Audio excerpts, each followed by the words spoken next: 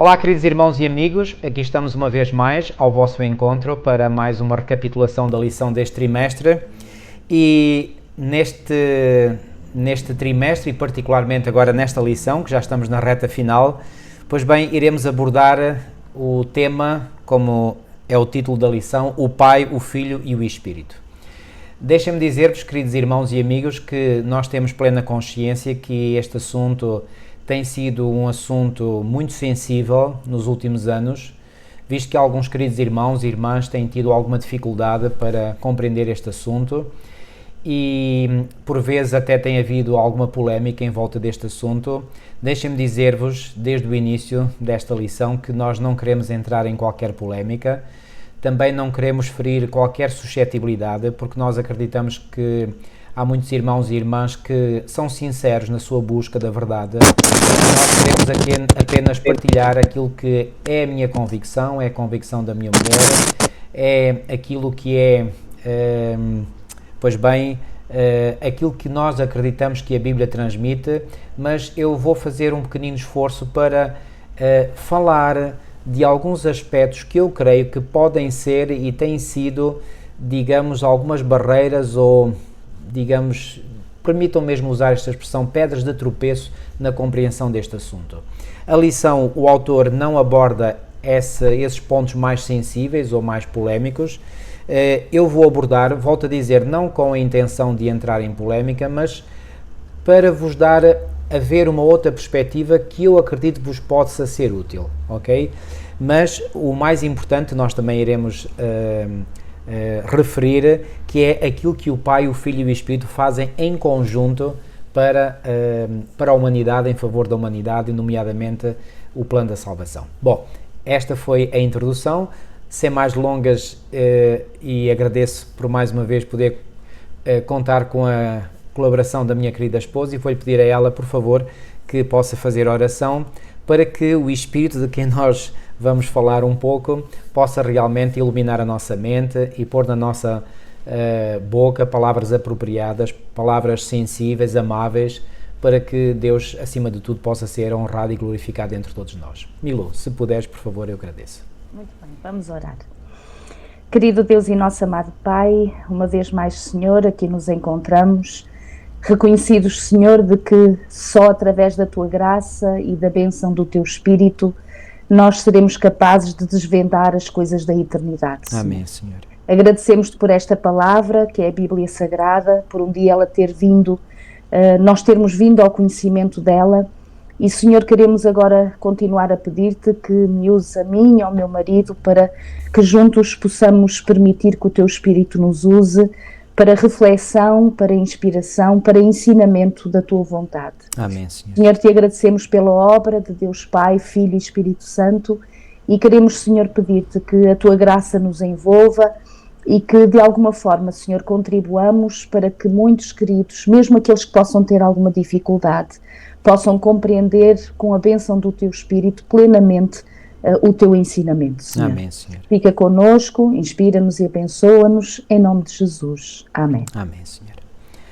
Ok, Milu, uma vez que eu já fiz uma pequena introdução, vou deixar que agora faças a tua introdução como tu achares por bem. Muito bem, então mais uma semana, aqui estamos pela graça de Deus e como dizia o meu marido, esta semana nós vamos refletir um pouquinho sobre um assunto em que alguns queridos realmente têm alguma dificuldade na compreensão e torna-se um certo desafio esta questão do ensinamento bíblico de Deus Pai, Filho e Espírito Santo. Eu achei muito interessante que o autor, logo na introdução, diz que não é pelo facto de por vezes nós não compreendermos alguns assuntos que nós os devamos por si só os rejeitar. Há muitas coisas na nossa vida e, portanto, que até usamos diariamente e nos são de bênção e de serviço, o ligarmos uma luz, o ligarmos qualquer coisa à tomada, à ficha, à tomada, e nós não compreendemos, ou seja, na totalidade, como é que aquilo tudo ocorre para que realmente ao ligar de um botão surja a luz. Mas nem por isso nós pomos em causa, porque acabamos por ver os seus efeitos. E quando nós, à luz da palavra de Deus, compreendemos este ensinamento que vem até nós, em que Jesus, através do evangelista João, quis apresentar a sua família, porque no fundo é Jesus a querer apresentar Deus Pai e também deixar o Consolador, o tal Espírito Santo, em que ele tem prazer de apresentar essa família, portanto, que é a divindade. Assim como nós, muitas das vezes, quando nos encontramos com amigos ou até com desconhecidos que já não víamos há muito tempo e que agora estamos com a nossa família e temos gosto, temos prazer em apresentar o nosso marido, a nossa esposa, os nossos filhos. Então aqui Jesus, através do evangelista João, é-nos dado a conhecer particularmente e sobretudo essas obras que ele realizava, que era nada mais nada menos que era a própria vontade do Pai. Nós vamos referir esta questão da unidade que existia entre Jesus, entre Deus o Pai, e depois também este Consolador que o Senhor iria deixar, porque ele se iria ausentar, não é, deste mundo, até vir novamente, pela graça de Deus, e acreditamos no advento, em breve, que o Senhor virá, mas até lá temos esta bênção do Espírito Santo. Então vai ser, sem dúvida, um estudo abençoado, e pedimos só a Deus, e particularmente o faço, que nos dê humildade para realmente compreendermos que pode haver um momento em que nós temos que dizer, a partir daqui já não entendo, não compreendo, mas mesmo não compreendendo ou não entendendo plenamente, se é da vontade de Deus, se está escrito na sua palavra, então pela fé e confiança no Senhor nós aceitaremos. E o resto, nós teremos sem dúvida uma eternidade para ir aprendendo todas estas coisas referentes a este assunto e outros assuntos também, portanto, bíblicos. Portanto, que Deus nos abençoe e o Senhor nos inspire. Amém, amém. Realmente que assim seja. Tu referiste aí um aspecto muito importante, Milu, que é a questão da família. Realmente eu vejo a divindade como uma família. Reparem, assim como a nossa família, eu, a minha esposa e os nossos 2 filhos, nós somos uma mesma família que é conhecida por um só nome, a família Cordeiro, não é? Porque é o nome que é comum a todos nós, os 4, não é? Então, quando nós falamos da família Cordeiro, é o singular, mas este singular, aplicado à família, refere-se a 4 pessoas. Então, a família divina, portanto, é uma divindade, mas composta por algumas pessoas. Eu, como eu disse, eu gostaria de tocar alguns assuntos. Volto a dizer, eu quero fazer isto com muito carinho, porque eu sei que muitas pessoas que têm alguma dificuldade ou que, pronto, veem as coisas de uma outra maneira, eu acredito, e acredito de todo o coração, não estou a dizer isto só para parecer bem, não, eu acredito de todo o coração, são pessoas sinceras, são pessoas que querem conhecer realmente a verdade, e queridos, se vocês em algum ponto não concordarem connosco, não pensem que nós queremos estar a fazer algo para ir contra vós, não, é com muito carinho, com muito amor que queremos partilhar isto. Eu vou apresentar aquilo que me parece ser realmente a lógica de uma interpretação correta. Então eu vou começar com o primeiro ponto, e este primeiro ponto é o seguinte: quando por vezes se fala sobre Deus sendo um, esta palavra um normalmente é entendida como sendo um numeral, ok? Assim como nós fazemos a contagem, 1, 2, 3, 4, não é? Então, quando o 1 aparece numa sequência numérica, diz que é um numeral. Pois bem, essa palavra que se refere a Deus como um, não é um numeral. É uma palavra que significa que a divindade é uma em propósito, em objetivo, em finalidade. E essa palavra que nós encontramos, por exemplo, em Deuteronômio no capítulo 6 e no versículo 4, quando faz aquela famosa afirmação sobre Deus, que é o Shema Israel, não é? Que é a declaração, digamos, mais importante de fé de um judeu. Diz assim em Deuteronômio 6.4: Ouve Israel, o Senhor nosso Deus é o único Senhor. E aqui a palavra hebraica que foi traduzida para a língua portuguesa como único é a palavra Ehad, E-H-A-D. Bom, isto é a transliteração, porque, como sabem, o alfabeto hebraico é diferente do nosso, mas fazendo a transliteração do hebraico para o nosso alfabeto é E-H-A-D, sendo que o H tem um som um bocadinho gutural, Ehad. Então, esta palavra Ehad aparece também em Gênesis no capítulo 11. E em Gênesis no capítulo 11, naquela descrição, portanto, que quiseram fazer, portanto, a Torre de Babel, nós encontramos, portanto, em Gênesis no capítulo 11, e já agora, quem foram estes que foram para esta região e que construíram, quiseram começar e começaram mesmo a construção da Torre de Babel? Eram descendentes de Noé. E muito rapidamente, só para dar aqui um detalhe, no capítulo 10 de Gênesis, fala aqui, por exemplo, no versículo 1, estas pois são as gerações dos filhos de Noé, Sem, Cã e Jafete, ok? Depois no versículo 6 diz, e os filhos de Cã são Cush, que provavelmente este Cush terá sido o primogênito. E depois no versículo 8 diz, e Cush gerou Nimrod, este começou a ser poderoso na terra, e este foi poderoso caçador diante da face do Senhor, pelo que se diz, como Nimrod, poderoso caçador diante do Senhor. E o princípio do seu reino foi Babel, Ereque, Acade e Calné na terra de Siniar. Desta mesma terra saiu a Assíria e edificou Nínive. Então reparem, quem era então este Nimrod, que foi o fundador de Babel, onde se começou a edificar a Torre de Babel? Ele era bisneto de Noé. Noé teve um filho chamado Cã, esse Cã teve um filho chamado Cush, e Cush teve então a Nimrod. Portanto, Noé, Cã, Cush, Nimrod. Portanto, Nimrod era bisneto, e foi ele que fundou, portanto, Babilónia. E foram eles então que no capítulo 11 e nos versículos 1 e 2 diz assim, e era toda a terra de uma mesma língua e de uma mesma fala, e aconteceu que partindo eles do Oriente acharam um vale na terra de Siniar. Quem foram estes eles, aqui mencionados em Gênesis 11:2? Pois bem, eram descendentes de Cã e de Cush, ok? E nomeadamente Nimrod. Versículo 3, e disseram uns aos outros, eia, façamos tijolos e queimemo-los bem, e foi-lhes o tijolo por pedra e o betume por cal, e disseram, eia, edifiquemos nós uma cidade e uma torre, cujo cume toque nos céus, e façamos-nos um nome, para que não sejamos espalhados sobre a face toda a terra. Então desceu o Senhor para ver a cidade e a torre que os filhos dos homens edificavam, e disse, quem é que disse? Deus disse, acerca destes descendentes de Cã, que estavam a querer edificar na terra de Siniar aquela torre. Disse o quê? Eis que o povo é um, e todos têm uma mesma língua, e isto é o que começam a fazer, e agora não haverá restrição para tudo o que eles intentarem fazer. Então o próprio Deus disse deste povo, e reparem, eles eram certamente vários, porque para construir aquela edificação tinham que ser muitos operários, correto? Então diz, eis que o povo é um, e a palavra hebraica que foi traduzida para um em português é a palavra errad, a mesma palavra que vimos lá em Deuteronômio 6:4. Então, o que é que aqui um significa? Acham que isto quer dizer que eles eram só uma pessoa? Não. O que é que isto quer dizer? Que eles estavam todos unidos no mesmo objetivo, no mesmo propósito, na mesma finalidade. Então, estão a ver como o sentido desta palavra tem um sentido diferente?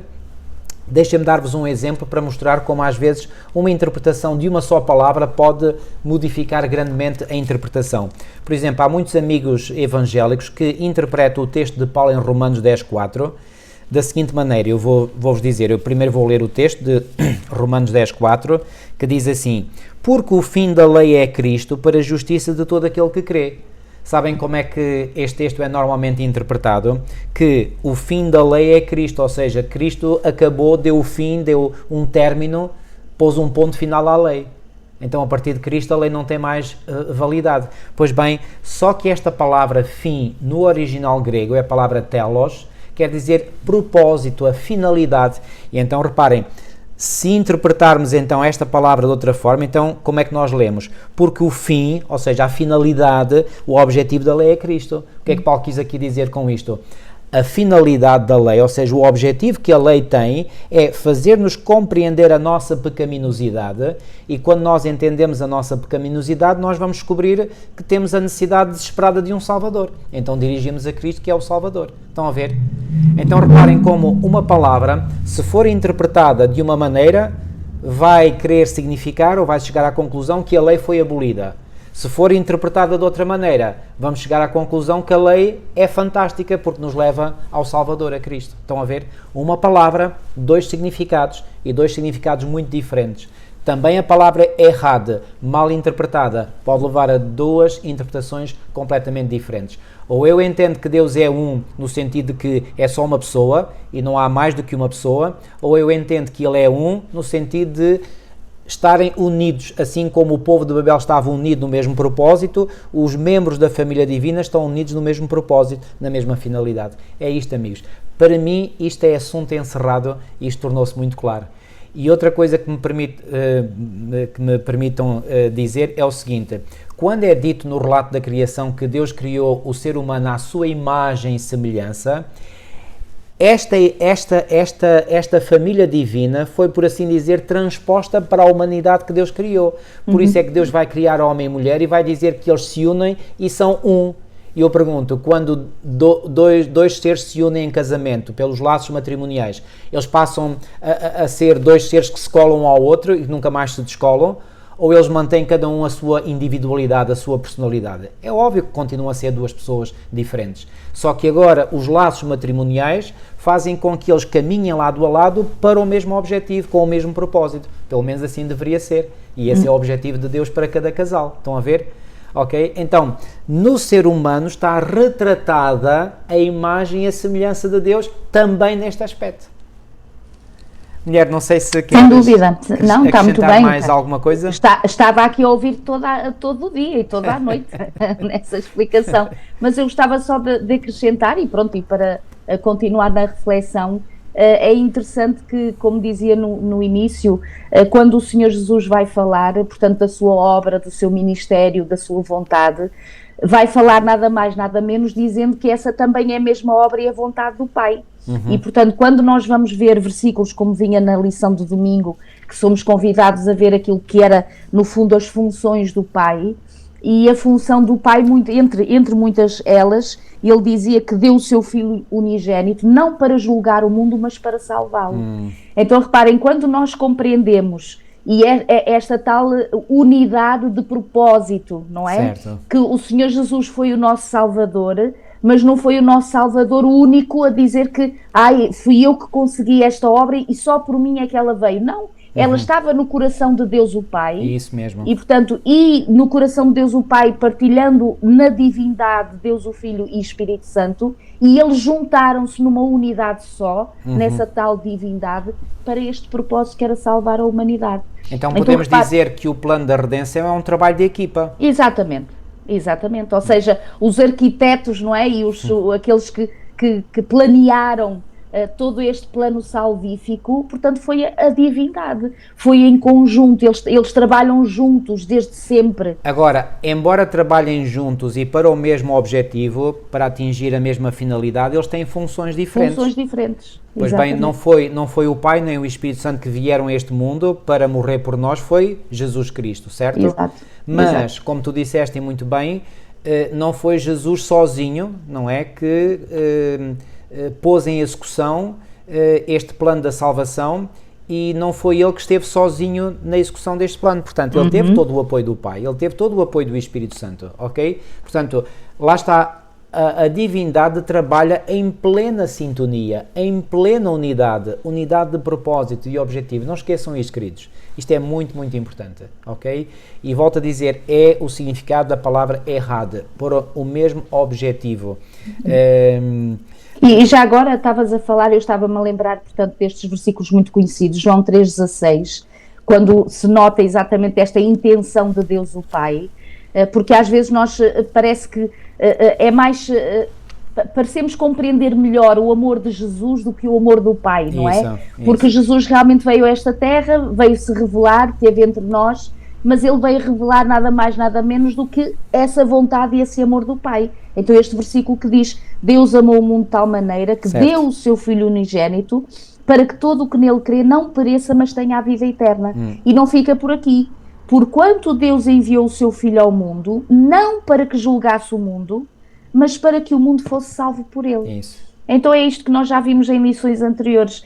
Nós, queridos, infelizmente, nós já nascemos numa natureza pecaminosa. Portanto, nós já estamos condenados só pelo nosso próprio nascimento, porque a nossa tendência natural, infelizmente, é para o pecado.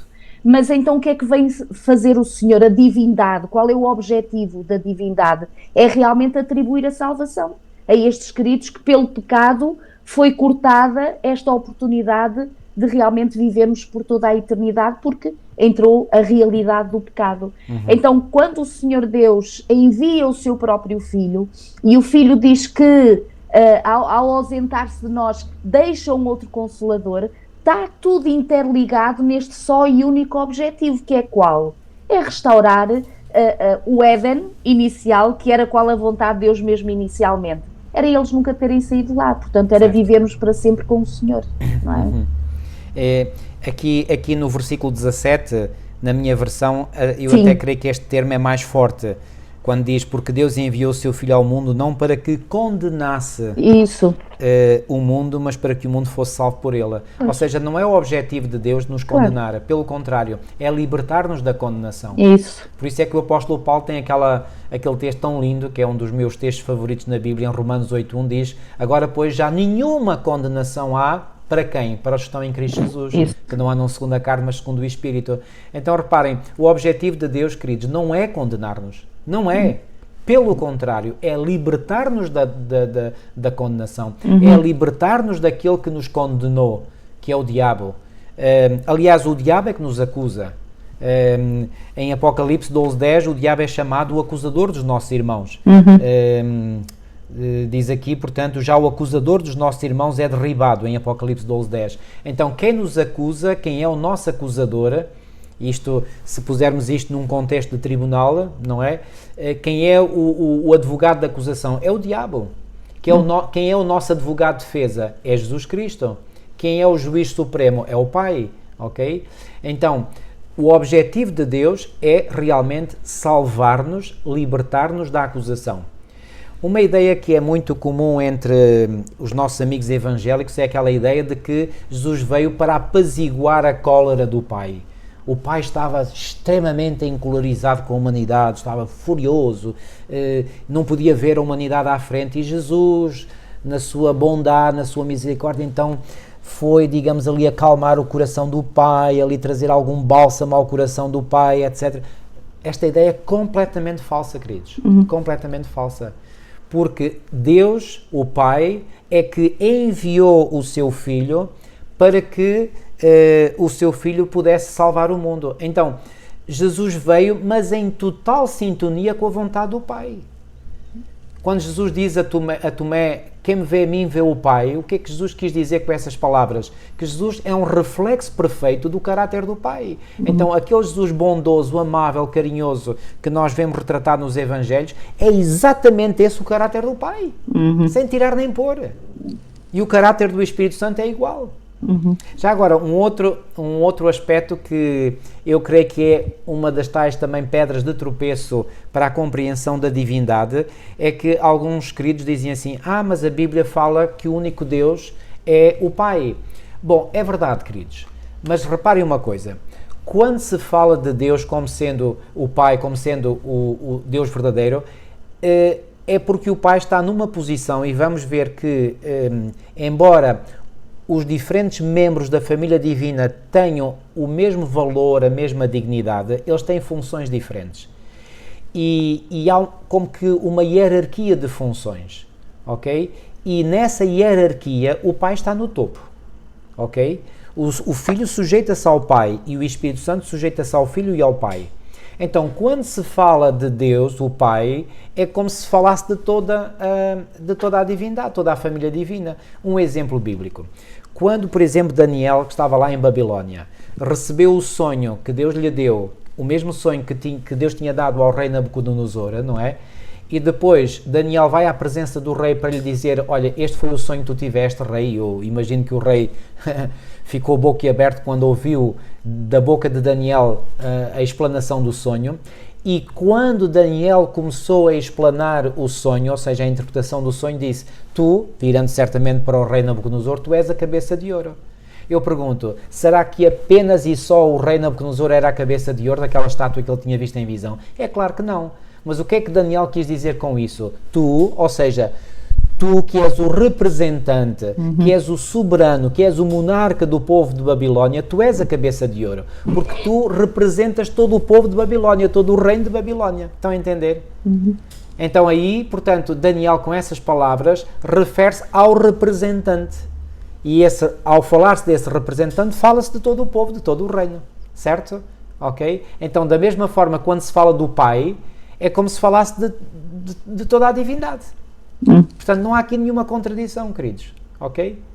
É interessante, eu estou-me a lembrar, e estavas a falar, eu estava-me a lembrar, há aquele provérbio português, ou aquela frase muito conhecida, que diz assim, tal pai, tal filho, não é? Quando às vezes queremos dizer que os temperamentos, as personalidades, as formas de ser, de estar, de pensar, de agir, portanto, que são iguais, ou o pai ou o filho, e esta questão da divindade é exatamente isto, ou seja, tal pai, tal filho, ou seja, o filho veio revelar e veio demonstrar aquilo que existia no coração do pai também, pois portanto, que era exatamente a mesma coisa. E repara, esse amor é tão grande, e esse desejo de Deus de recuperar a humanidade, de chamar a humanidade a esse aprisco, de volta ao caminho verdadeiro, nós encontramos logo, e na lição de segunda-feira vem a recordar esta passagem de Gênesis capítulo 3, em que o Senhor vai ao encontro de Adão e Eva. Eles aqui infelizmente já tinham escolhido errado, e porque escolheram errado, o pecado causa isso na nossa vida, ou seja, provoca medo, provoca vergonha, sentimento de culpa, e tudo isto faz a pessoa se isolar, faz a pessoa se afastar. Hoje não é diferente. Hoje não é diferente. Esta é a nossa realidade hoje também. E também hoje, como outrora, é Deus que vem ao encontro da humanidade. Isso mesmo. É Deus que nos vem chamar, é Deus que vem apelar, como lá no jardim, onde estás? Onde estás? É evidente que Deus sabia onde é que estava, onde é que Adão e Eva estavam, não é? Mas não é Adão e Eva que vão à procura de Deus, mas sim Deus que parte à procura do ser humano. E aliás, marido, convém aqui dizer, Adão e Eva, depois do pecado, nem tinham capacidade para ir ao encontro de Deus.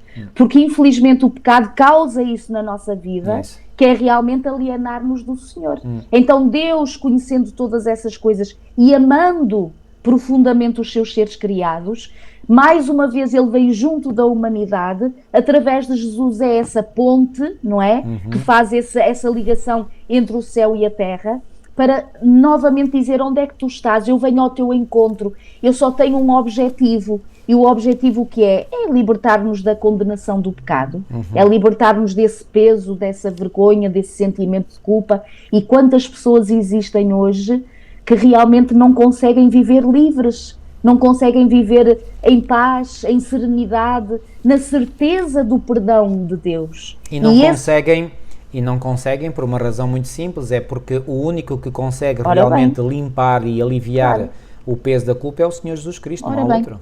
Ora bem. Pedro foi claro, e está escrito em Atos 4:12, quando diz que nenhum outro nome foi dado entre os homens pelo qual importa que sejamos salvos, e esse nome é o nome de Jesus Cristo, não é? Portanto, só em Jesus Cristo nós encontramos cura total. E quantas pessoas sofrem de problemas e distúrbios psicológicos e mentais por causa do pecado? O pecado é que está na origem. Não tínhamos dúvidas, queridos. Nós, por vezes, queremos contornar as coisas, nós queremos fazer o nosso jogo de cintura para ver se fugimos à cota parte de responsabilidade. Não vale a pena. Só nos estaremos a enganar a nós próprios. Nós temos que encarar de frente o problema real, a causa real de todos os nossos problemas, de todos os nossos distúrbios mentais, psicológicos, emocionais, sentimentais, o que quiserem chamar. E quando a causa principal, a raiz de todo o problema está resolvida e só Cristo pode resolver, então aí sim nós passamos a ser pessoas equilibradas. Até lá não há hipótese. Não há hipótese. Nós podemos escolher ir para aqui ou ir para ali, o apoio da pessoa A, B ou C. A Bíblia diz, maldito o homem que confia no homem e bendito o homem que confia no Senhor. Então, queridos, só há mesmo a solução para o problema do pecado. E essa solução não foi o ser humano que partiu, ou não foi da sua iniciativa ele ir buscar a solução em Cristo, não, foi o próprio Cristo, motivado pelo seu amor e pela sua misericórdia, pela sua clemência, pela sua longanimidade, que veio ao nosso encontro. Isso aconteceu lá no Éden, com os nossos primeiros pais, como a minha mulher acabou de dizer. Não foram... Quando Adão e Eva pecaram, o que é que eles fizeram? Foram à procura de Deus? Não, pelo contrário, esconderam-se de Deus. E é Jesus que vem à procura deles e diz, onde estás? E nós lemos, por exemplo, em Lucas, no capítulo 19 e no versículo 10, Jesus, já na casa de Zaqueu, publicano, diz, porque o Filho do Homem veio buscar e salvar o que se havia perdido. É Jesus que tomou a iniciativa de vir ao nosso encontro para nos buscar. E Pedro tem uma uma frase espetacular na sua primeira epístola de João, 1 de João no capítulo 4 e no versículo 19 diz assim: nós o amamos a Ele, porquê? Porque Ele nos amou primeiro. Uau! Então, queridos, quando nós sentimos algum amor no nosso coração por Deus, podem ter a certeza absoluta que isso é a prova inequívoca de que Deus, em primeiro lugar, já veio ao vosso encontro. Já vos estendeu o seu amor. Porque é impossível, reparem, o amor gera amor, o amor suscita amor. Quando nós sentimos amor no nosso coração, é já uma reação, digamos, é como aquela lei da física, a lei da ação-reação. Pois bem, quando nós sentimos amor, é já uma reação à ação de Deus. E a ação de Deus foi vir ao nosso encontro e demonstrar-nos amor. Ele é que nos procurou, Ele é que nos procura. Quão gratos nós nos deveríamos sentir ao Senhor por esta iniciativa que o Senhor tem. Aliás, deixem-me dizer-vos isto, a grande diferença entre as religiões pagãs fabricadas pelo homem e a religião bíblica é esta. Na religião bíblica é Deus que parte à busca do ser humano perdido. Nas religiões humanas é o ser humano que parte à busca da divindade. É diametralmente oposto. São caminhos que estão nas antípodas um do outro. Okay. E a vontade divina que sempre houve no coração de Deus é como diz, ou seja, qual é a esperança que nós encontramos na mensagem bíblica e na mensagem de Cristo Jesus, quando ele diz num dos versículos: eu vim para que tenham vida e tenham vida em abundância.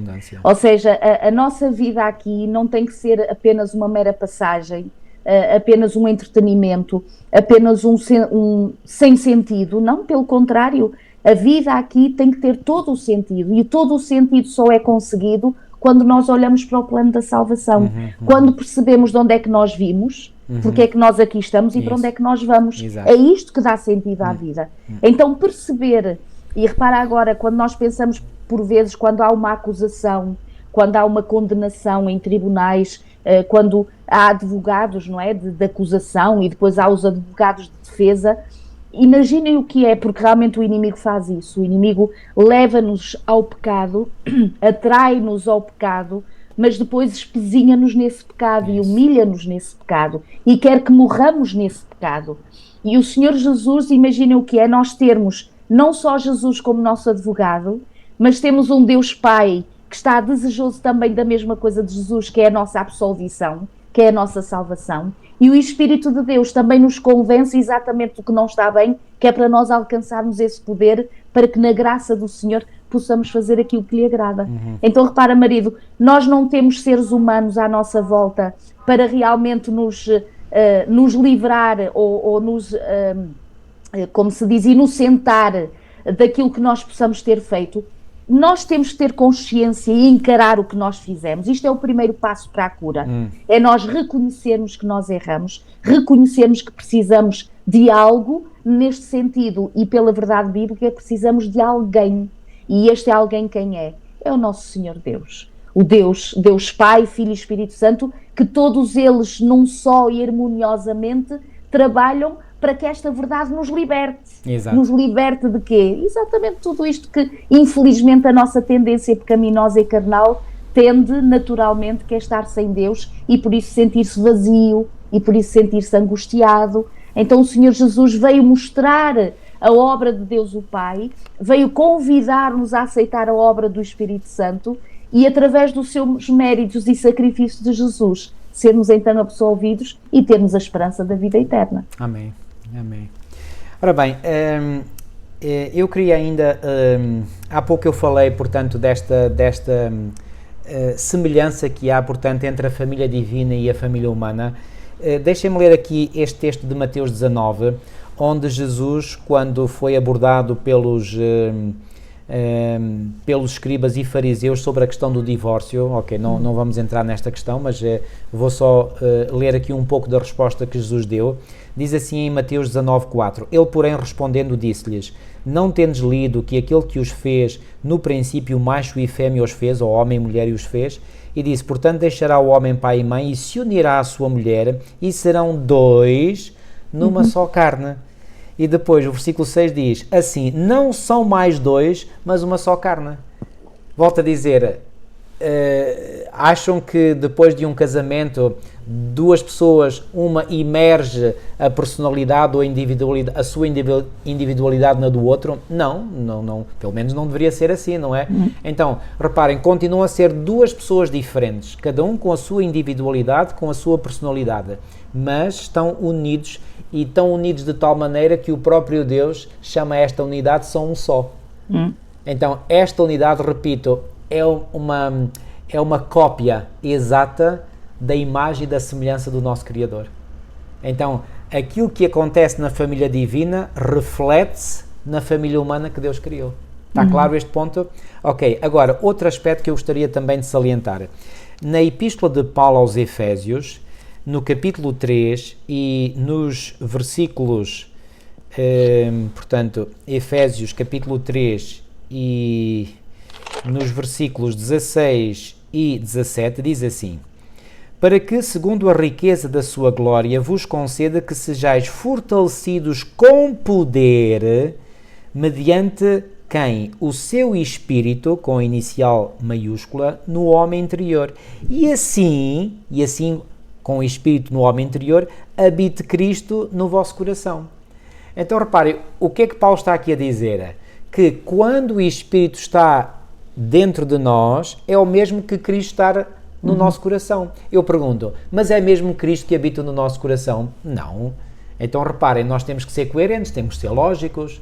Então, não é dito, por exemplo, em Atos 1:11, que 2 anjos vieram ao encontro dos discípulos que viram Jesus a subir ao céu e que lhes disseram: varões galileus, porque estáis olhando para cima, para aquele que, esse mesmo que viste subir, há de vir assim como para o céu o viste ir. Então, Jesus, desde a sua ascensão no ano 31, não é? Subiu ao céu e está lá no céu.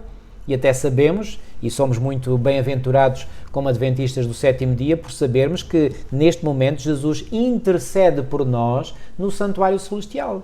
Então, se ele está a ministrar no santuário celestial, como é que ele pode estar no nosso coração? Se ele agora até está em carne, numa natureza humana, ok? Ressuscitou numa natureza gloriosa, incorruptível, imortal, correto? Como será a natureza daqueles que ressuscitarão em Cristo. Mas Cristo está no céu. Então, se está no céu, como é que pode estar no nosso coração? Não. Paulo explica muito bem, no texto que eu acabei de ler. É o Espírito Santo que habita no nosso coração. Mas o Espírito Santo é tão semelhante a Cristo, que estar o Espírito Santo ou estar Cristo é a mesma coisa. Estão a ver? Quem vê um, vê outro. Quem vê um, vê o outro, exatamente. É como Jesus disse a Tomé: quem me vê a mim, vê o Pai. Porquê que me estás a pedir para ver o Pai? Não me vês a mim, Tomé? Então, se me vês a mim, é o mesmo que ver o Pai, é igual. Então, portanto, há uma identidade completa, portanto, no caráter, no valor, na dignidade entre, portanto, os vários membros da família humana. Agora, talvez ainda possa haver uma dúvida quanto à natureza, à personalidade do Espírito Santo. Mas Jesus, por exemplo, e eu vou ler primeiro aqui um texto em Lucas 2:25, em que fala aqui, portanto, de um homem. Eu vou ler Lucas 2:25, diz assim: havia em Jerusalém um homem chamado Simeão, homem este justo e piedoso, que esperava o quê? Ou quem? A consolação de Israel. Eu pergunto, quem é esta consolação de Israel? Era Cristo, o Messias. E o Espírito Santo estava sobre ele. Revelar-lhe o Espírito Santo que não passaria pela morte antes de ver o Cristo do Senhor. Movido pelo Espírito, foi ao templo. E quando os pais, movido pelo Espírito, foi ao templo. Então, reparem, aquele que o moveu a ir ao templo não foi Jesus, porque Jesus já estava lá no templo com os pais. Ou iria estar, portanto, estava a caminho também. Então, foi o Espírito, ok? Movido pelo Espírito foi ao templo, e quando os pais trouxeram o menino, Jesus, para fazerem com ele o que a lei ordenava, Simeão o tomou nos braços e louvou a Deus, dizendo: agora, Senhor, podes despedir em paz o teu servo, segundo a tua palavra, porque os meus olhos já viram a tua salvação, a qual preparaste diante de todos os povos. Que salvação era esta? Pois bem, era a pessoa do Salvador.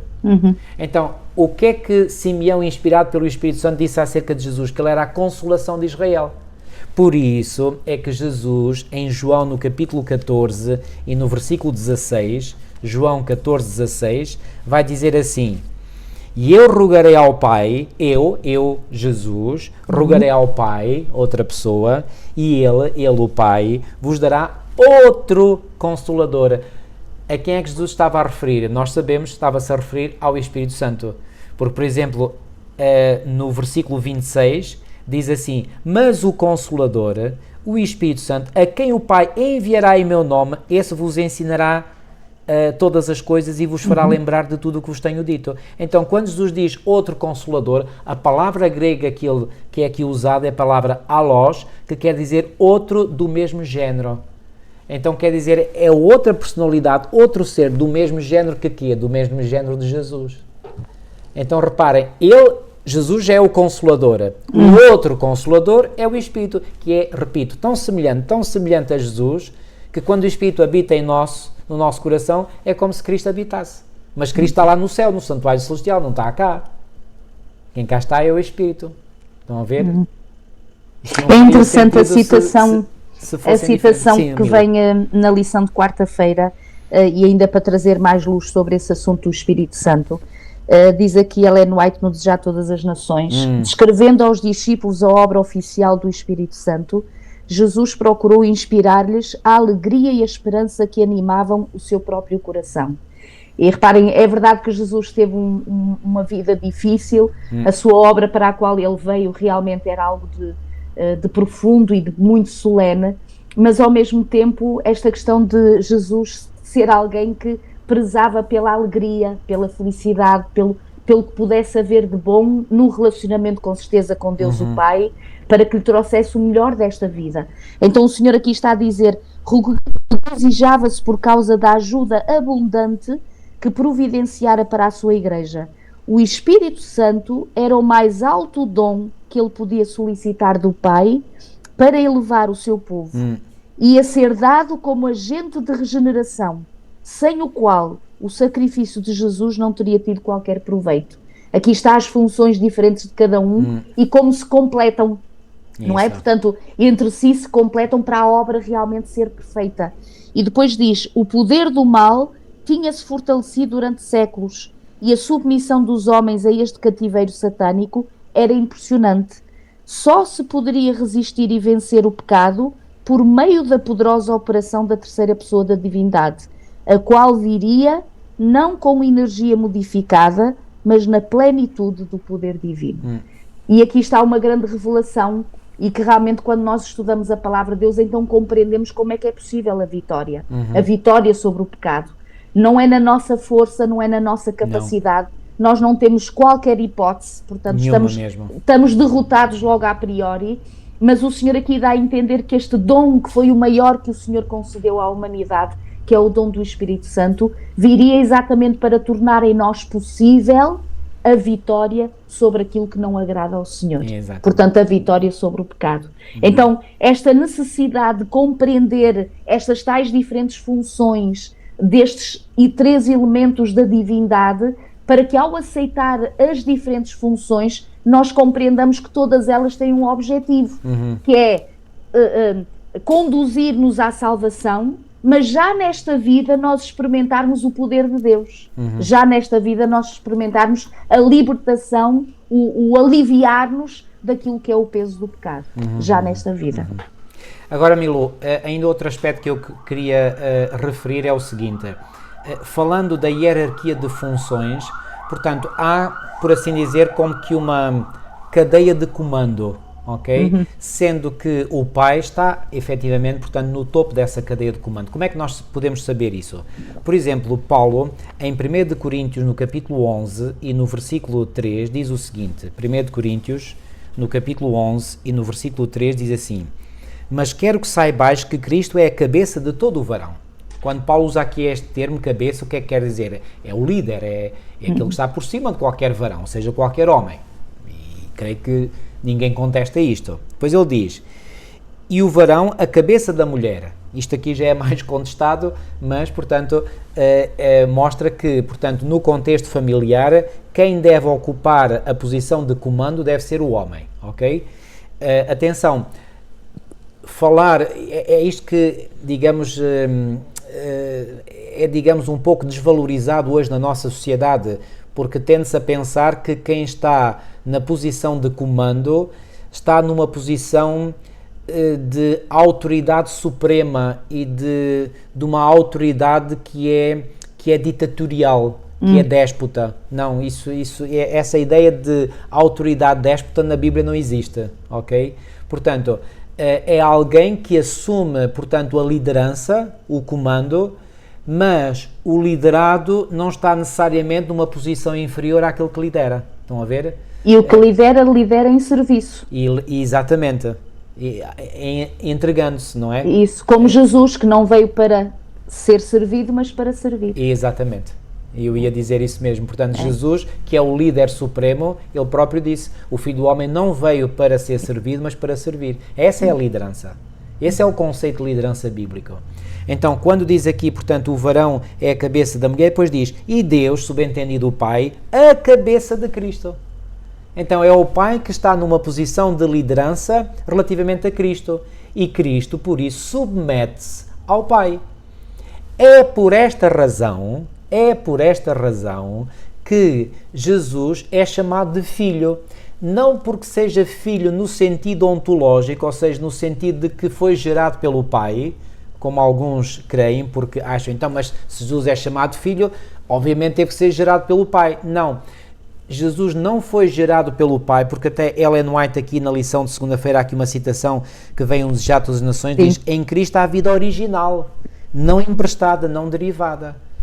Então, a eternidade que o Pai tem, que não teve princípio, não terá fim, é a mesma eternidade que Jesus tem, é a mesma eternidade que o Espírito Santo tem, ok? Então, porquê que Jesus então é chamado filho? Porque, em termos Jesus está numa posição de dependência, porque o Pai é a cabeça, como acabámos de ler neste texto de 1 Coríntios 11. E o mesmo apóstolo Paulo, nesta mesma carta, em 1 Coríntios, no capítulo 15 e no versículo 28, diz assim, e quando todas as coisas lhe estiverem sujeitas, e ele está aqui a referir-se a Jesus, então também o mesmo Filho se sujeitará àquele que todas as coisas lhe sujeitou, para que Deus seja tudo em todos. Então o que é que Paulo está aqui a dizer? Que vai chegar o momento em que todas as coisas estarão sujeitas a Cristo, e quando isso acontecer, o próprio Cristo se sujeitará ao Pai, porque o Pai também deu essa autoridade ao Filho. Aliás, quando Jesus, antes de ascender aos céus, proferiu aquelas palavras que vêm registadas em Mateus 28, em que o Senhor Jesus disse o seguinte, Mateus capítulo 28, e diz assim, no versículo 18, e chegando-se Jesus falou-lhes dizendo, é-me dado todo o poder no céu e na terra. E eu pergunto, e eu gosto mais da versão Almeida Revista Atualizada, tens aí? Toda a autoridade. Toda a autoridade, exatamente. Toda a autoridade me foi dada. Eu pergunto, foi dada por quem? Pelo Pai, obviamente. E porquê pelo Pai? Porque o Pai é a cabeça. Estão a perceber este conceito? Queridos, a Bíblia é toda coerente, não há aqui falhas. Então, Jesus não pode ser filho no sentido de que foi gerado pelo Pai porque nele há vida original, ok? E se nós negarmos isto, então negamos esta afirmação de Ellen White. Então, filho porquê? Porque ele está numa posição funcional, sublinho, funcional, de submissão ao Pai. Assim como um filho está, ou deve estar, em submissão ao Pai. Eu pergunto, entre pai e filho, há diferença de valor? O filho tem menos valor por ser filho do que o seu pai? Claro que não. Tem o mesmo valor, tem a mesma dignidade. Diante de Deus, são dois seres humanos, são duas criaturas suas que Deus ama na mesma. Então, o filho, em termos de valor e dignidade, não tem menos valor do que o pai. Mas em termos de funcionalidade, pois bem, o filho está em submissão ao Pai. Da mesma forma que Jesus está em submissão ao Pai. Porque entre eles coordenam, fazem as coisas dessa maneira, ok? Portanto, Jesus disse, eu e o Pai somos um. Portanto, estão no mesmo plano de igualdade, com o mesmo valor, a mesma dignidade, mas funcionalmente estão em posições diferentes, sendo que o Pai está no comando. E o Filho está, portanto, numa posição subalterna e o Espírito Santo também numa posição subalterna. É interessante notar que o facto de haver funções diferentes não é por si só razão de serem infelizes por isso, até pelo contrário. Cada um está contente na função que exerce. Ora bem, quando nós compreendemos isso, mesmo a nível da família, mesmo a nível de igreja, não é? Na nossa comunhão uns com os outros, mesmo nas equipas de trabalho que possamos ter na nossa no nosso local de trabalho, a nível profissional, quando nós verdadeiramente compreendemos que a questão de função não é uma questão de mais avaliado ou tem mais valor do que o outro, não tem nada a ver com isso, tem a ver exatamente com funções diferentes, que quando elas são executadas harmoniosamente, por cada um fazendo o seu melhor, então consegue-se exatamente um objetivo extraordinário, quando em conjunto trabalhamos para isso, não é? Então repara, o Senhor Jesus estava tão contente com a sua própria função, o seu ministério, a graça do Deus Pai, a comunhão com o Espírito Santo, que ele vai ter esta oração de João 17, que vem referido, portanto, na lição de quinta-feira, em que o Senhor Jesus vai dizer ao Senhor: eu desejo que eles sejam um como nós somos um. Como nós somos um, exatamente. Então, ele não estava a dizer, isto realmente custa tanto, não sei se... Não, assim como nós somos um e temos trabalhado e estamos juntos e operamos para a salvação e a alegria da humanidade, Senhor, faz com que eles também sejam um. E quando nós vamos ao capítulo 17, tem mais do que uma vez dizer, no versículo 11, que eles sejam um assim como nós somos um. Isso. Depois no versículo 21, a fim de que todos sejam um, como tu és, ó Pai, em mim e eu em ti, também eles sejam em nós, para que o mundo creia que tu me enviaste. Isso. Versículo 22, Sim. eu lhes tenho transmitido a glória que me tens dado, para que sejam um como nós o somos também. No versículo 23, eu neles, tu em mim, a fim de que sejam aperfeiçoados na unidade, para que o mundo conheça que tu me enviaste e os amaste, como também amaste a mim. E agora repara, marido, como infelizmente muitas das vezes é aqui que o inimigo ganha os seus trunfos, porque há uma igreja que é chamada a viver de acordo com a vontade de Deus, vontade essa que quando é preservada, quando é amada, quando é praticada, vai fazer com que naturalmente nós vivamos em unidade, e esta unidade, como diz o Senhor Jesus, vai ser um testemunho para aqueles que estão à volta da Igreja de Deus, do povo do Senhor, para os conquistar, com certeza, para o caminho de Deus. Mas nós permitimos que as nossas diferenças, que foram e são criadas, assim como o marido e a esposa, que não são iguais, de todo. Tem coisas iguais, claro, mas também tem coisas iguais, diferentes. Sem dúvida. E essas coisas diferentes não é para serem usadas como arremesso um contra o outro. Isso. É exatamente para uma complementaridade, para se adquirir a tal harmonia em conjunto. Isso a harmonia não se consegue sozinho, a harmonia consegue-se em conjunto. E infelizmente nós, não compreendendo isto, vamos permitindo que o inimigo pegue nestes atributos que Deus nos concedeu para termos ainda mais poder, ainda mais graça, e vira-nos uns contra os outros nesta tal autoridade, como tu dizias, nessa tal liderança déspota e vingativa e de uma forma completamente oposta àquela que é a vontade do Senhor Jesus. Aliás, o único que não ficou contente com a função que tinha foi precisamente Lúcifer. Exatamente. E por não ter ficado contente com a função que tinha, criou... desculpem-me a expressão, a porcaria que criou, não é? E criou toda esta desarmonia em todo o universo que atingiu a raça humana e o planeta Terra. Então, queridos, e por causa disto, ele acabou por exercer essa tal autoridade déspota, que é o que caracteriza, digamos, o reinado de Lúcifer, ok? Muito bem. Já agora, marido, se me permites, é interessante, porque quando nós falamos desta unidade e, portanto, desta ligação e relacionamento que deve haver em nós, assim como há na divindade, ela só será possível quando nós formos honestos e consentirmos em reconhecer e aceitar a verdade. Isso. Ou seja, ninguém que tenha o eu acho, e o outro acha, e o outro pensa, e o outro quer, e o outro...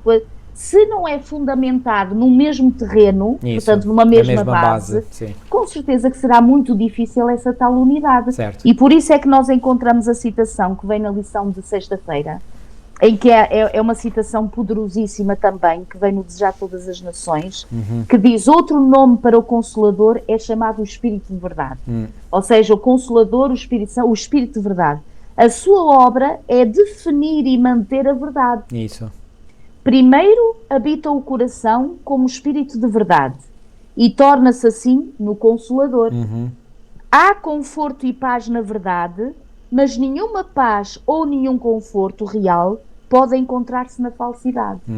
E isto faz-me lembrar muitas das vezes a minha mãe, e eu recordo-me sempre que fui crescendo, ainda hoje ela diz isso: filha, nem que seja contra nós, mas sempre a verdade. Amém. E às vezes, ao contrário daquilo que a gente pensa, que se nós mentirmos ou se fugirmos à verdade, nós estaremos, no fundo, a tentar ser felizes, realmente estamos a tentar, ou teremos a felicidade. Reparem o que é que diz aqui o Senhor. Há conforto e paz na verdade. Isso. Ou seja, na falsidade nenhuma paz há ou nenhum conforto. É exatamente o oposto. O inimigo leva-nos a crer que se nós formos omissos em alguma verdade bíblica, não é? E não praticantes dessa verdade, que no fundo, olha, é isso, no fundo é isso, isso é que te vai fazer feliz. É exatamente o oposto. É falso. E depois é falso. E continua a citação: é por meio de falsas teorias e tradições que Satanás adquire o seu domínio sobre a mente, encaminhando os homens para as normas falsas, de forma ao caráter. Por intermédio das Escrituras, o Espírito Santo fala à mente e imprime a verdade no coração. Assim denuncia o erro e expulsa-o da mente. E é pelo Espírito de verdade, agindo através da palavra de Deus, que Jesus submete a si o seu povo escolhido. Amém. Que maravilha! Ou seja, nós temos aqui a orientação e o ensinamento, como é que nós podemos caminhar na verdade, como é que nós podemos realmente ser felizes pela verdade. Ao contrário daquilo que possamos pensar, rejeitar a palavra de Deus, rejeitar os ensinamentos do Senhor, não nos conduz à felicidade, queridos, nem nesta vida e muito menos para a eternidade. E o Senhor aqui está a dizer exatamente isto, ou seja, o erro, a verdade expulsa o erro. O que é que isto quer dizer? Já agora um convite. Às vezes nós achamos que, não faz-me lembrar aquela experiência que tu viveste, se calhar vais contá-la, daquele teu colega que tu encontraste na biblioteca, coitadinho, estava tão aflito porque estava a tentar analisar todos os erros que havia referente à Sagrada Escritura, não é? Àquilo que estava revelado. Todos os erros que houve ao longo da história da Igreja Cristã. Isso. Desgraçadinho, ele estava... Não saía de lá hoje, ainda lá hoje estava, ainda lá hoje estaria. E, portanto, o que é que o Senhor nos convida a fazer exatamente para que as trevas saiam? Basta acender a luz, queridos. E acender a luz o que é? É irmos à palavra que é a luz. Então, quanto mais nós estudamos a palavra, mais sensíveis nós ficamos para detectar onde é que está o erro. Isso. Porque eu conheço a verdade. E quando eu conheço a verdade, o erro naturalmente por si vai ser desmascarado. Claro. Agora, se eu ando à volta dos erros todos, mas não tenho fundamento na verdade, um dia destes eu estou a ser tomada pelo erro. Claro. E nem me apercebi. Então é muito importante esta questão que o Espírito vem sim fazer esta função maravilhosa, que é trazer-nos a verdade, o Espírito de verdade, não é? Como o Senhor Jesus diz, vos guiará em toda a verdade. Em toda a verdade. João 16:13. Eu gosto muito desse texto. Podes ler. E este texto, portanto, Jesus diz: mas quando vier aquele Espírito de verdade, ele vos guiará em toda a verdade. Obviamente em toda a verdade revelada, não é? Claro. Porque houve coisas que Deus achou por bem não revelar, não é? Por isso é que Deuteronômio 29 diz: as coisas encobertas pertencem ao Senhor nosso Deus, porém as reveladas pertencem a nós e aos nossos filhos, não é? Exato. Então, há coisas que Deus entendeu por bem, Ele sabe, e portanto Ele é omnisciente, Ele sabe, e portanto as razões são mais do que justas. Portanto, Ele resolveu que algumas coisas, portanto, ficassem encobertas. Agora, aquelas que Ele achou por bem revelar, essas estão ao nosso alcance. E é a todas essas coisas reveladas que Jesus prometeu que o Espírito da Verdade nos quer conduzir, a toda a verdade. Isto é fantástico. Então há aqui dois grandes instrumentos divinos que estão à nossa disposição para chegarmos ao conhecimento da verdade. É a palavra da verdade, que é a palavra de Deus, não é? E é o Espírito da Verdade, ok? E será que os dois têm alguma ligação? Pois claro que têm. Então quem é que escreveu a palavra? Algumas pessoas dizem, foram homens que escreveram. Sim, foram homens, com certeza. Mas homens que guiados ou inspirados pelo Espírito Santo. Então, quem é verdadeiramente o autor das Sagradas Escrituras? É o Espírito Santo. Então, o Espírito Santo comunicou a verdade aos seres humanos que escreveram e, portanto, ele é o melhor intérprete que há. Não há melhor intérprete, não há melhor hermeneuta para interpretar as Sagradas Escrituras, que é o Espírito Santo. E por isso é que nunca deveríamos estudar a Palavra de Deus sem solicitar, sem pedir encarecidamente que o Espírito Santo, o Espírito da Verdade, venha abrir a nossa mente, o nosso entendimento, para percebermos a verdade e percebermos a coerência que surge, porque a verdade é sempre coerente, sempre. Não há incoerência alguma na verdade. A verdade é totalmente coerente. Se nós encontramos algo na Escritura que nos pareça, digo bem, que nos pareça incoerente, queridos, deixem-me dizer-vos isto muito abertamente. Podem ter a certeza absoluta, o problema não está na palavra, o problema está em vós. Portanto, o problema está em nós que não percebemos, portanto, é como a matemática. Eu lembro-me, eu já disse isto várias vezes, que quando eu às vezes não percebia certas equações, não é? Eu ficava muitas vezes aflito, mas isso eu cheguei à compreensão que a matemática tem sempre razão, razão. Portanto, e é como a Bíblia tem sempre razão. É preciso conhecer, conhecer. Exatamente. Já agora, não fosse suficiente, e como disseste muito bem, e quase a terminar a nossa lição, a necessidade que nós temos realmente de orar para que o Espírito Santo nos assista, para que o mesmo Espírito que inspirou estes homens a escrever esta revelação seja aquele que agora nos revele essa mesma verdade. Eu gosto sempre e gostei sempre muito deste versículo que vem nesta tal oração sacerdotal de Jesus, quando ele aqui no versículo 20 diz: não rogo somente por estes, ou seja, o Senhor Jesus, esta oração não estava a fazê-la só pelos discípulos de então, não rogo somente por estes, mas também por aqueles que vierem a crer em mim por intermédio da sua palavra, da palavra de Deus. E repara, marido, é muito bom e consolador quando nós sabemos que estamos a orar uns pelos outros, não é? E às vezes recebemos uma mensagem ou recebemos mesmo uma palavra, e que bem que nos faz saber que nós somos razão de intercessão e de súplica nos lábios de outra pessoa. Mas imagina o que é, e não podemos esquecer isto, que nós já fomos e somos razão de intercessão nos lábios do Senhor. Então, nesta altura, ele não só estava a orar pelos discípulos de então, mas já estava a ver o Paulo e a Milu neste dia aqui em que nós estamos a refletir na sua palavra, e por nós já estava a orar. Mesmo antes de sermos concebidos, o Senhor já estava a orar por nós, o Senhor já nos amava, e quando nós amamos, nós damos tudo, e o Senhor deu mais do que tudo, deu mais do que qualquer um de nós pode dar, deu a sua própria vida. Eu gostaria de parafrasear aquele texto que eu há pouco li, o texto de 1 de João 4,19, que diz: nós o amamos porque Ele nos amou primeiro. E eu agora vou parafrasear esse texto bíblico da seguinte maneira: nós oramos a Deus, ou oramos a Jesus, porque em primeiro lugar Jesus orou por nós. Isso. Ok? E a oração registada aqui no capítulo 17 do Evangelho de João, queridos, é uma oração que Jesus fez por nós. Nós muitas vezes sentimos a necessidade de orar, e ainda bem que assim sentimos, porque a oração é absolutamente imprescindível para a nossa vida espiritual. Como Ellen White diz, é a respiração da alma, não é? Claro que a oração é importante, mas reparem, se bem que seja importante a nossa oração para com Deus, a oração que Jesus faz por nós, essa tem muito mais valor, muito mais valor.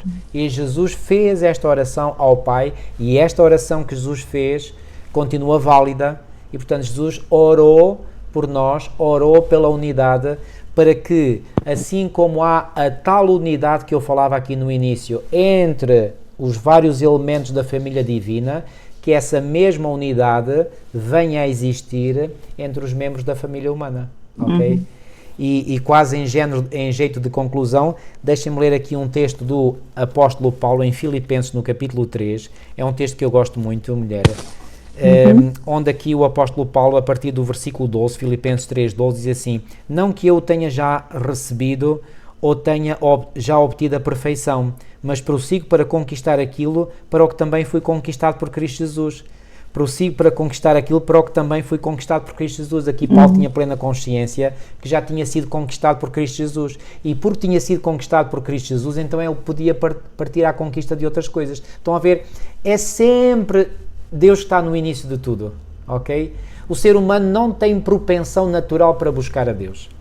Por isso é que no Salmo 14 e no Salmo 53 diz lá, e muito rapidamente, antes de ler aqui, continuar aqui, já agora isto vem mesmo a talho de foice, como costuma dizer, no Salmo 14 e a partir do versículo 1 lemos assim: disse o necio no seu coração, não há Deus, tem-se corrompido, fazem-se abomináveis em suas obras, não há ninguém que faça o bem. O Senhor olhou desde os céus para os filhos dos homens, para ver se havia algum que tivesse entendimento e buscasse a Deus. Ou seja, Jesus faz um scan, digamos, do planeta Terra para ver se encontra alguém, algum ser humano que busca ele naturalmente. Olhem aqui, versículo 3. Desviaram-se todos e juntamente se fizeram imundos. Não há quem faça o bem, não há sequer um. E Paulo vai usar estas palavras em Romanos, no capítulo 3, quando ele diz não há justo nenhum sequer, em Romanos 3:10. Paulo está aqui a citar, portanto, as palavras deste Salmo 14:3. E este Salmo é repetido no Salmo 53. Então, repare, o que é que este Salmo nos diz? Que, naturalmente, nós não temos nenhuma propensão para buscar a Deus. Por isso, reforça aquilo que eu já disse anteriormente. Quando nós sentimos alguma propensão para Deus, algum amor por Deus, isso é a prova inequívoca de que Deus já nos buscou em primeiro lugar. E por isso, só devemos dar glória a Deus. Só devemos dar glória a Deus. Agora, voltando lá ao texto de Filipenses 3. Diz assim, irmãos, versículo 13. Filipenses 3, 13. Irmãos, quanto a mim, não julgo havê-lo alcançado. Alcançado o quê? A perfeição. Mas uma coisa faço, esquecendo nas coisas que para trás ficam e avançando para as que diante de mim estão, prossigo para o alvo, para o prémio da soberana vocação de Deus em Cristo Jesus. Depois aqui no versículo 15 ele diz uma coisa aparentemente contraditória em relação àquilo que disse. Ele disse que ainda não tinha atingido a perfeição. Depois diz assim, todos depois que somos perfeitos. Todos depois que somos, ele inclui-se ele próprio. Então ele estava em busca da perfeição e ao mesmo tempo já se considerava perfeito.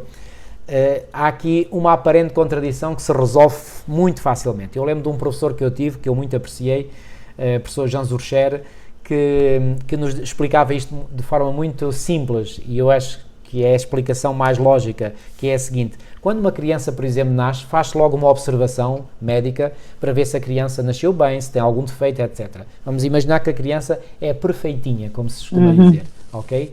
Agora, passado uma semana ou um mês, se aquela criança tem os mesmos parâmetros ou as mesmas características que tinha à nascença, alguma coisa não está bem. Então, porque com um mês de vida, com 2 meses de vida, com 3 meses de vida, a criança deve ter as características que são típicas de uma criança de 1 mês, 2 meses, 3 meses. Porquê? Porque está a haver um crescimento. Então, não se espera de uma criança de 6 meses aquilo que se espera de uma criança de 1 ano. O peso, a altura, certas medidas, certas capacidades motoras, etc. Okay? Então há um crescimento, mas a criança está a crescer para um aperfeiçoamento, para uma maturidade, num crescimento, num processo de crescimento, mas ela pode ser perfeita em cada estágio do seu desenvolvimento. O mesmo connosco, cristãos, depois de termos nascido de novo. Nós vamos evoluindo de etapa em etapa e podemos e devemos ser perfeitos em cada estágio do nosso desenvolvimento espiritual. É o que Paulo está aqui a dizer. Ele caminhava para o alvo, que é a medida da estatura completa de Cristo, conforme ele diz em Efésios 4. Mas em cada estágio desse desenvolvimento nós podemos ser perfeitos. E agora eu vou ler ainda a última parte do versículo 15 de Filipenses 3. Todos, pois que somos perfeitos, tenhamos este sentimento, e se porventura pensais de outro modo, também isto Deus vos esclarecerá. Versículo 16. Todavia andemos de acordo com o que já alcançamos. Queridos, o que é que Paulo está aqui a colocar como conselho para todos nós? Há muita coisa em que nós estamos unidos, então andemos naquilo que nos une, porque aquilo que nos une é seguramente muito maior do que aquilo que nos pode eventualmente ainda separar. E naquilo que pode ainda nos separar, Paulo diz, Deus, portanto, vos esclarecerá. Vai esclarecer a mim, vai esclarecer a minha mulher, vai esclarecer a cada um de vós. Então, queridos, nós devemos ter esta convicção de que Deus está a dirigir um povo. Não está apenas a dirigir a mim, nem a minha mulher, nem cada um de vós individualmente. Deus está a dirigir um povo. Então, Ele está-me a dirigir a mim, está a dirigir o outro, e estamos todos a caminhar em direção ao grande centro, que é o Senhor da Verdade. Ok? E quanto mais nos aproximamos desse centro, mais ligados e mais unidos estaremos uns aos outros. E uma coisa muito curiosa aqui que eu quero ainda realçar, que eu não realcei aqui no versículo 15, Paulo diz, todos pois que somos perfeitos, e depois ele diz, e se porventura pensais de outro modo. Ou seja, Paulo admite que nós somos perfeitos e mesmo assim podemos ter modos diferentes de pensar. Isto é fantástico. Mas se estamos em Cristo, Deus a seu tempo nos irá esclarecer. E uma coisa eu vos posso garantir, isso eu não tenho a menor dúvida sobre isso, quando todos tivermos atingido a tal medida da estatura completa de Cristo, que Paulo falou em Efésios 4, creio que é o versículo 13, exatamente, até que todos cheguemos à unidade da fé e do pleno conhecimento do Filho de Deus, à perfeita varonilidade, à medida da estatura da plenitude de Cristo. Isto é o topo da escala. Quando nós estivermos mesmo, digamos, no nível de Cristo. Então, quando estivermos aí, podem ter a certeza absoluta, não haverá mais nenhuma diferença entre nós. Nenhuma. Estaremos em sintonia total e perfeita. Será que é possível? Claro que sim. Pelo poder de Deus, obviamente. Paulo não disse em Filipenses 1,6, estou plenamente certo que aquele que começou a boa obra em vós há de completar até ao dia de Cristo Jesus. Em 1 Tessalonicenses 5, 23 e 24, que o vosso espírito, corpo e que o vosso espírito, alma e corpo sejam conservados irrepreensíveis para a vinda do nosso Senhor Jesus Cristo. E depois Paulo acrescenta, fiel é o que vos chama, o qual também o fará. Fará o quê? Fará essa obra de irrepreensibilidade. Então, queridos, é Deus que trabalha em nós o querer e o efetuar segundo a sua boa vontade, mas trabalha quando? Quando nós deixamos, quando nós permitimos, quando nós estamos em comunhão com Ele, ok? Então Ele pega na sua verdade, que é qual talhadeira, que nos vai talhando, que nos vai moldando, que nos vai criando. Por isso é que Deus é chamado o oleiro e nós o barro. Portanto, nós temos que ser moldados pelo oleiro, moldados pela sua verdade, que é a tal talhadeira que nos vai talhando, vai esculpindo até sermos uma obra de arte maravilhosa. Isto é fenomenal. Mulher, só mais um último ponto que eu creio que pode ser digamos, um problema para alguns queridos na compreensão da divindade, que é quando dizem que a ideia de um Deus triuno é uma ideia pagã, porque dizem que nas religiões pagãs, todas as religiões pagãs têm uma trindade, e é verdade, todas as religiões pagãs têm uma trindade. Eu pergunto, porquê que tem uma trindade? Porquê que não tem 2 deuses, ou 4, ou 5, ou 6, ou 10? E bom, é verdade que nas religiões politeístas há várias divindades, mas entre essas várias divindades há 3 que sobressaem sempre. Agora não me lembro aqui os nomes, porque nunca liguei muito a isso, não é? Mas na religião egípcia, babilónica, persa, romana, há sempre 3 divindades que sobressaem. Eu pergunto, porquê 3? Porquê não a contrafação? Ou 4? Porque é a contrafação, exatamente. O diabo, que é o mentiroso e pai da mentira, como Jesus disse dele em João 8,44, ele sabe qual é a verdade, qual é a realidade. Então, na contrafação, a contrafação aproxima-se o mais da verdade. Então, porque a verdade é que a divindade é 3, então as divindades pagãs também são 3, as principais. Estão a perceber, irmãos? Ok? Portanto, o conceito da trindade bíblico não foi... O conceito da trindade não foi ser buscado às religiões pagãs. Não, as religiões pagãs é que deturpam o conceito bíblico. Okay. É isso mesmo.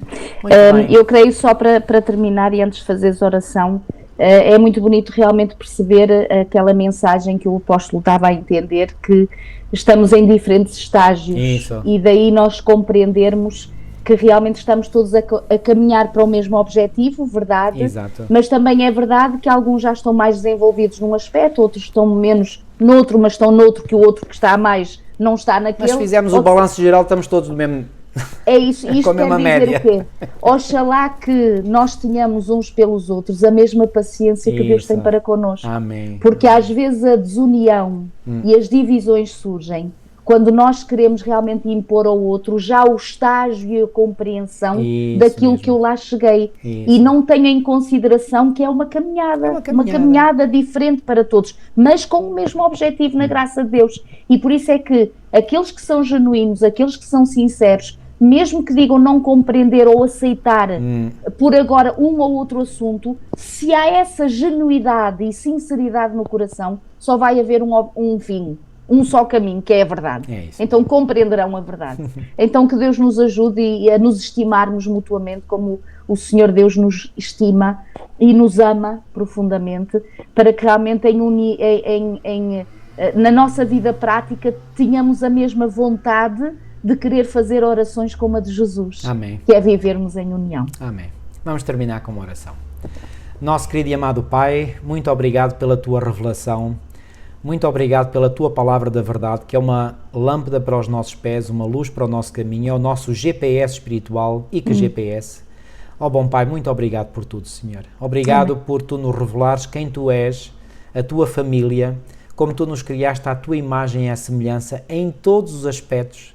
E, Senhor, Tu quiseste também que nós possamos ser um, como Tu e o Pai e o Espírito Santo são um. Ó Senhor, que maravilha, Senhor.